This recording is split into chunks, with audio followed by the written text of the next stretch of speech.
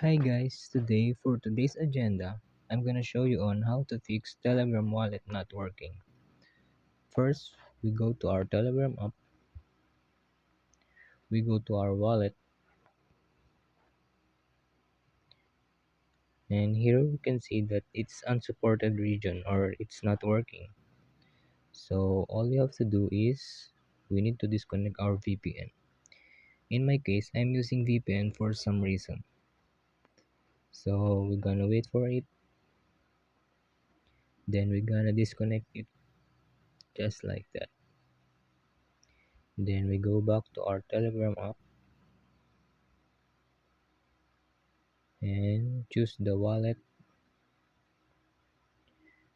and yeah, you're all set, you're good to go. I suggest you guys you connect your server to our server, which is Philippines, so you must connect your wallet into your Telegram. Thank you.